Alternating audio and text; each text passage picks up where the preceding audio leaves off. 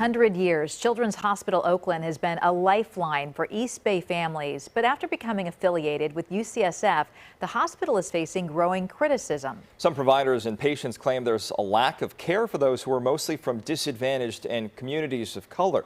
New at 10 tonight, KTVU investigative reporter Brooks DeRose looks into their complaints from dozens of doctors, nurses, and patients. Having her was amazing. I think it was the best thing that ever happened to me. A mother's life forever changed. Her daughter diagnosed with sickle cell anemia, a blood disease requiring regular attention, medication, and causing at times immense pain without warning. It's like an aching feeling or a stabbing feeling.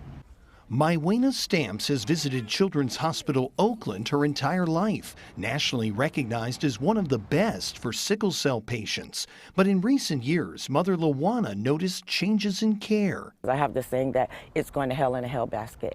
In an emergency, she says the hospital used to have a bed ready for her daughter. They just call as they rushed in for help. But now they wait in the ER for an hour. And it's not just patients who think priorities have changed. To me, it's not about patient care, but it's about money and power. This high-ranking doctor, who wants to remain anonymous fearing job security, claims in Oakland programs have been cut, staff is leaving, and patients are put in a tough spot. They talk about diversity and equity, but what you see on the ground is the exact opposite, that you see patients with less resources, often underrepresented minorities, getting treated worse. He and another prominent doctor estimate about 36 physicians have left in frustration. The doctor who spoke to us even filed 3 whistleblower complaints with the state, claiming the hospital went from 6 pulmonologists down to 2. And he says the Mission Bay campus treats 40 pediatric sickle cell patients, but Oakland treats 800 kids and adults. Others inside the hospital say vital services have been stripped down or moved across the bay. For some, it means that they have to go over to UCSF for care that they used to get at Children's because that care has been transferred. And that's really difficult if you're a kid from a poor community in the Central Valley, or you're even East Oakland. This nurse has spent 4 decades at Children's, who says the burden of time, transportation, and parking falls on the poor and communities of color.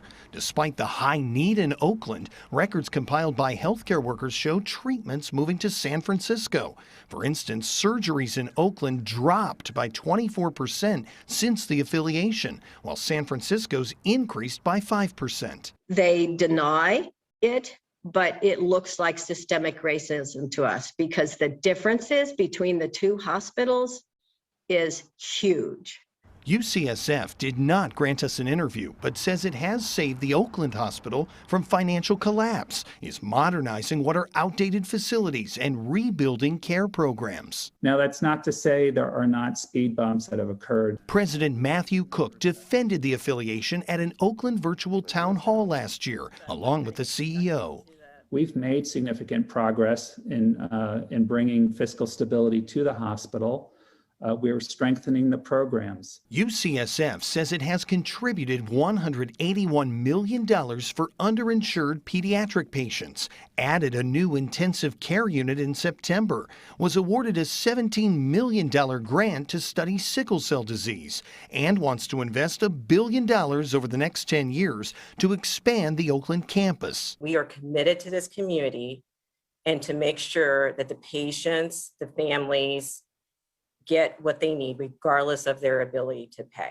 But the doctor who spoke to us says it's not the first time UCSF has heard these complaints. You feel helpless. You feel the same level of helplessness that you don't have any power to make change. Just weeks ago, another town hall had healthcare workers, community members, and lawmakers concerned about accessibility and accountability. UCSF has a responsibility to be accountable to the East Bay community. It is not what we expected of this merger, and quite frankly, it makes me mad. UCSF denies the allegations, calling them inaccurate, misleading, or false. But for families like the Stamps, it has been a never-ending struggle. I don't like to go in nowhere. I'm scared. When you have a sick child, it's hard.